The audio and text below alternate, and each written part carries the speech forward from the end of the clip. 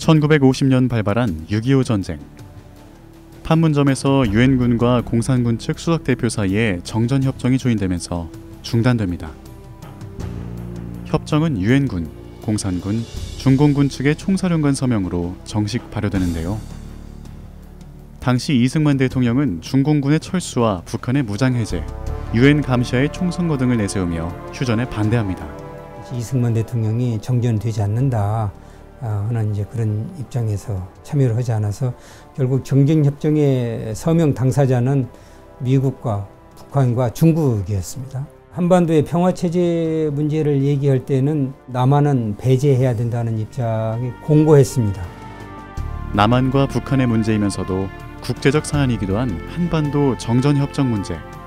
이 문제에 대해 4개국이 한자리에 모여 논의한 적이 있습니다.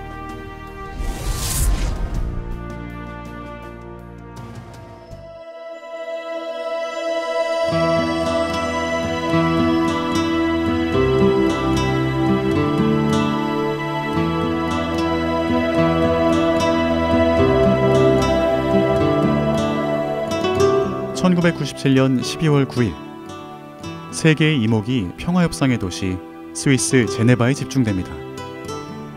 한국과 북한, 미국과 중국의 대표들이 손을 맞잡았습니다.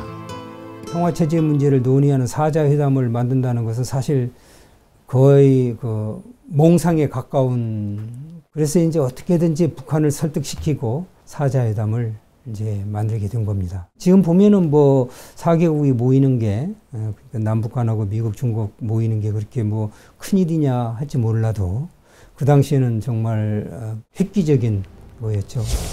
1991년 군사정전위원회 유엔사 측 수석대표에 한국군 황원탁 소장이 임명되자 북한은 군사정전위원회 회담을 거부하기 시작. 정전체제의 중요축이었던 중국과 중립국 감시위원단 구성국가 대표단들의 철수를 요구합니다. 급기야 북한은 정전협정의 준수임무 포기를 선언하고 판문점 공동경비구역에 무장병력을 투입시키는 등 한반도의 긴장을 고조시키는데요. 1990년도 초반 중반에 북한이 이 정전협정을 무력화하는 시리즈를 체계적으로 적극적으로 시작을 합니다. 그 배경과 의도를 보면 그 당시에 동서냉전 체제가 종식이 됩니다.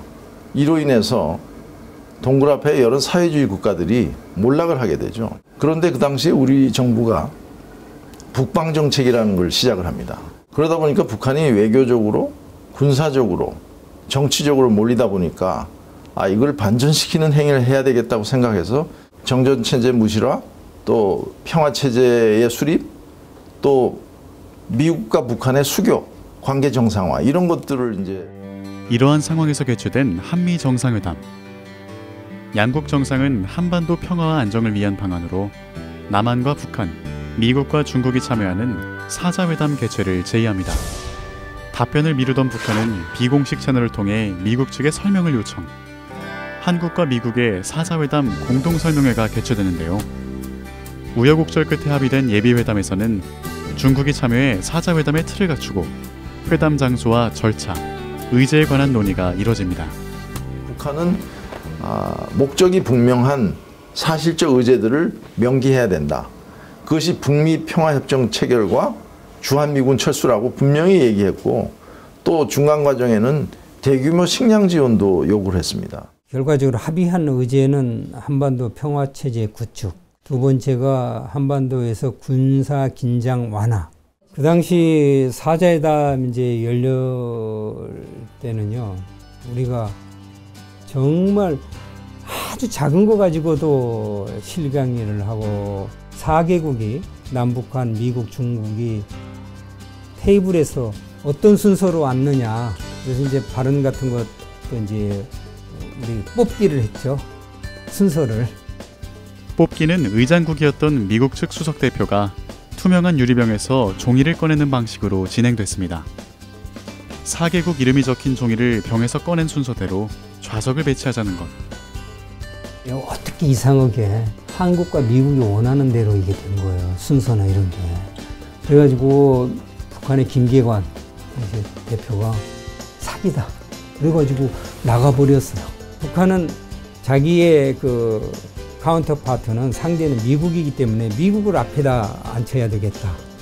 별거 아닌 것 같지만은 최초의 남북한과 미국, 중국이 한반도 평화 문제를 논의하는 협상체였기 때문에 북한으로서는 정말 자기의 그 카운터파트가 미국이라는 것을 세계에 보여주고 싶었던 겁니다. 장소를 정하는데 이 북한이 상당히 변수입니다. 북한에게 편의를 제공해 줄 수 있는 나라여야 된다는 것이죠. 베이징, 중국, 또 싱가포르. 그 이외에도 이제 미국하고 양자회담이 많이 열렸던 나라, 조용히 지원할 수 있다는 그런 보장이 돼서 스위스 제네바에서 열리게 됩니다. 1997년 12월 1차 회담이 이뤄진 이후 3, 4개월에 한 번씩 열린 4자 회담. 회담은 북한의 주한미군 철수, 미북 평화협정 체결의 우선 논의 입장곳으로 공전합니다. 하지만 세 번째 회담에서 평화체제 구축과 긴장 완화라는 두 개의 분과위원회 구성에 합의하는데요. 평화체제 분과에서는 우리가 생각하는 평화체제에 대해서는 어떤 생각이다 하는 것을 표출하게 되는데 각 나라마다 그 볼륨과 수준 이런 것이 차이가 많이 납니다. 중국이 우리 측하고 비슷한 생각을 많이 표현해서 북측이 이것에 대해서 상당히 불만을 표현한 적이 있습니다. 4자 회담에 3대1이 되는 구조를 예상하고 우리는 여기 오지 않았다. 이것은 도저히 받아들일 수가 없다. 이런 항의를 여러 번 했던 적이 있는데 6차 회담 직후 북한의 회담 불참 선언으로 막을 내리게 된 4자 회담. 회담이 우리에게 남긴 의미는 무엇일까요?